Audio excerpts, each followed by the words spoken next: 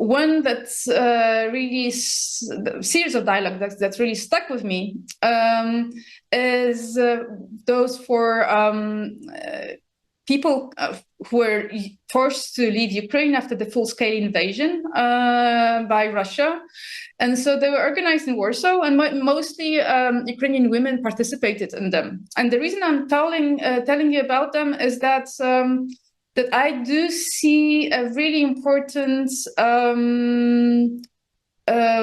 work dialogues have, not only in bringing together people from the very opposite sides of the spectrum, whichever spectrum we're talking about, but also those who have some experiences that they share some of the experiences, but they can explore them and explore also differences between them, and they can see what kind of, if they create a community or not, what is their situation in a given context. So those dialogues, for instance, there was one about the community. So the question, what makes you feel at home in this context, in the Polish context, was an extremely strong one.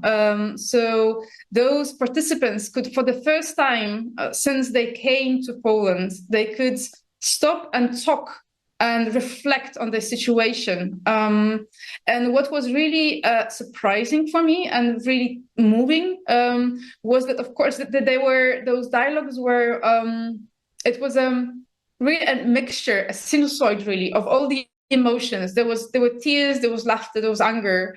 There were, because as I told you, that dialogues, public dialogues, I mean, you cannot influence the contents. So really, everyone speaks what they want to share. So this dialogue, I remember people shared what was happiness for them. What kind of things make them feel they're alive. I remember one woman saying that she realized that because of this terrible situation, she started to be more independent, and that she felt her strength. And then she understood what was important for her.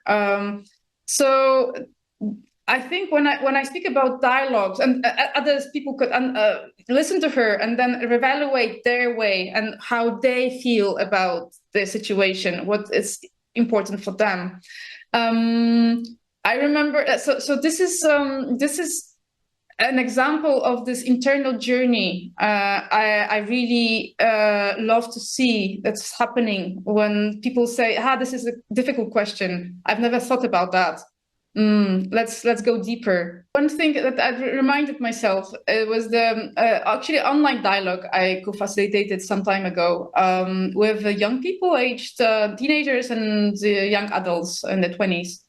And it was actually, this group was really diverse when it comes to their political views. There were some people from the conservative, leaning really right. There was some progressives, and one of the conclusions of the young woman had towards the end was that she's not accustomed to saying what she believes in and explaining what and finding the language to say and speak about what are her priorities, because in her bubble she spends time with people who, well, they assume everyone, they believe in the same things. They don't need to discuss it. They only stay on this superficial level of saying, yeah, these are good, these are bad. I mean, we need to do this and that. But the moment she had to really tell what is important for her in conversation with others who are completely different, or at least she perceived them as such, it was a shock for her that that was her conclusion, that she really needs to train this skill.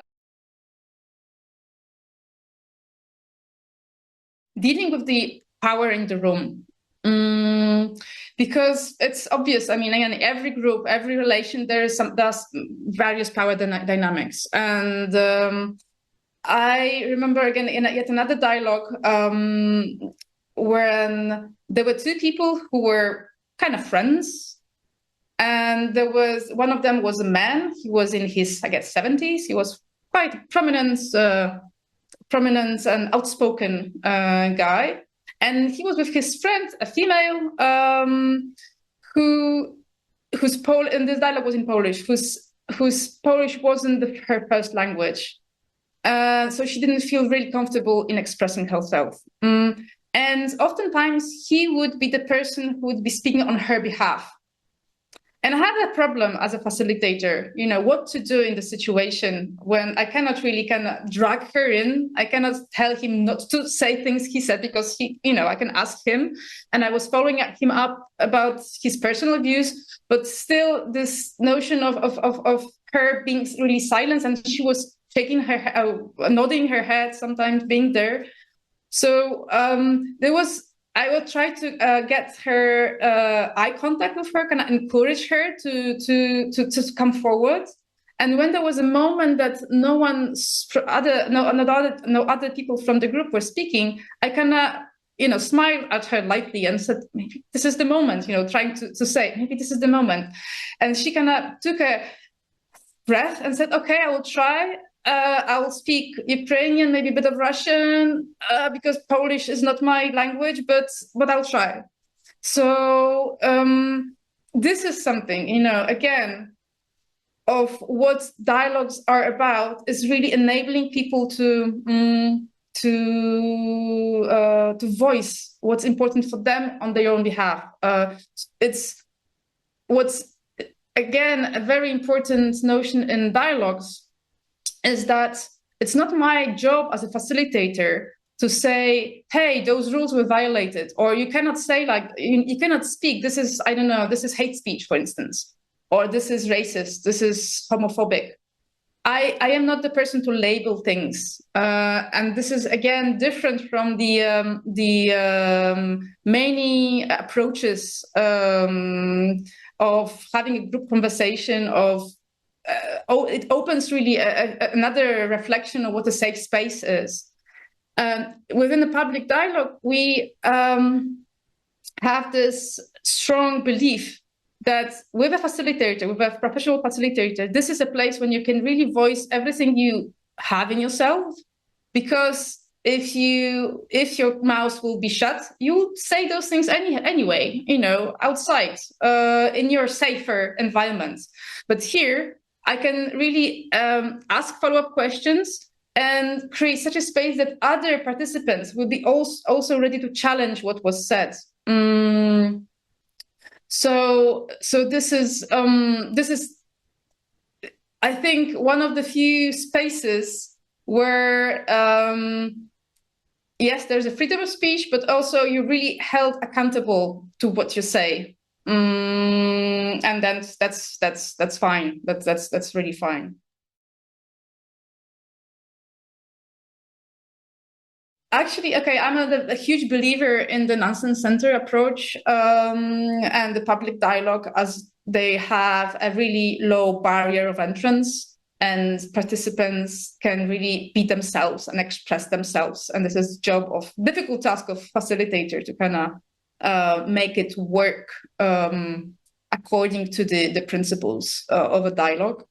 But no matter the approach, I mean, if in your communication, everyday communication, you manage to move even one step away from the debate paradigm towards a dialogical paradigm, so really connecting and going deeper, I think it's a win-win. I mean, it's a thing that it's the best cure for this fueled, misused polarity that really tears our societal communal fabric nowadays.